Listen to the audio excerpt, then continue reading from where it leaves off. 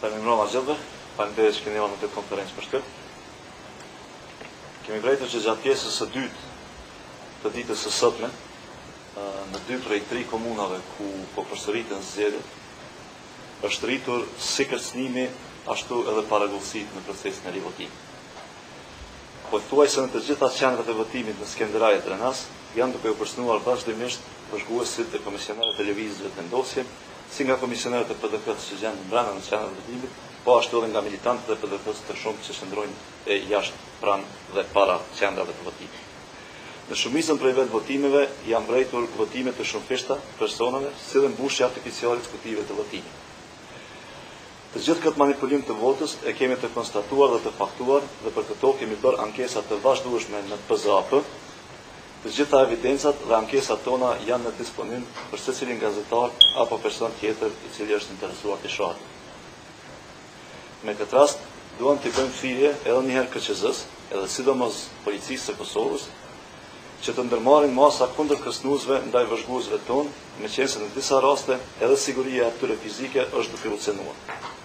Kërcënimet kanë qenë dhe vazhdojnë të jenë veçanërisht flagrante në fshatin Izbic të komunës së Skenderajt ndaj vëzhguesve tonë Naim Bunjaku dhe Ibrahim Ademi. Para pak çastës kemi qenë të detyruar që të tërheqim të gjithë vëzhguesit dhe komisionerët nga kjo qendër e votimit pranë Izbic të Skenderajt për shkak të kërcënimeve.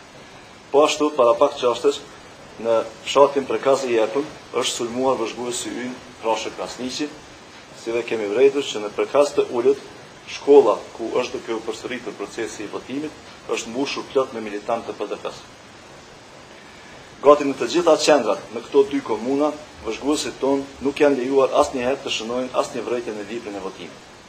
Sa herë që vëzhguesit tonë kanë kërkuar që të shënojnë vërejtjet e tyre dhe të evidentojnë paragullësitë dhe manipulimet në librin e votimit, siç e parashojnë procedurat ligjore elektorale, ata janë kërcënuar nga komisionerët e partive tjera, veçanërisht ata të PDK-s. Dhe janë penguar ta bëjnë një gjë të tillë. Insistimi i vëzhguesve për ta kryer detyrën e tyre ligjore ka quar vetëm në ashpërsimin e kërcënimeve. Ky mobilizim i militantëve të PDK-s për ta thelluar manipulimin e procesit zgjedhor flet qartë për panikun në të cilin është gjendur kreu i kësaj partie pas daljes më të ulët të votuesve krahasuar me atë të 12 dhjetorit. Kjo e tregon qartë se edhe përqindjet e 12 dhjetorit kanë qenë skajshmërisht të fryera, por tregon po ashtu se PDK-ja, që po e quan veten partia më e madhe në Kosovë, realisht nuk ka fare përkraje popullore.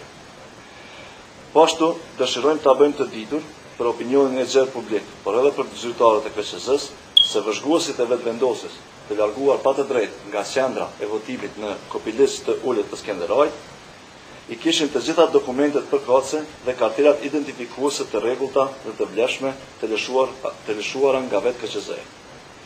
Këmbëngulja e KQZ-s për të përhapur informacionin e rrem se këta vëzhgues nuk kishin kartelat të vlefshme është së paku tendencë për ta zhvendosur vëmendjen nga shkeljet e drejtpërdrejta të ligjit dhe rregullave zgjedhore.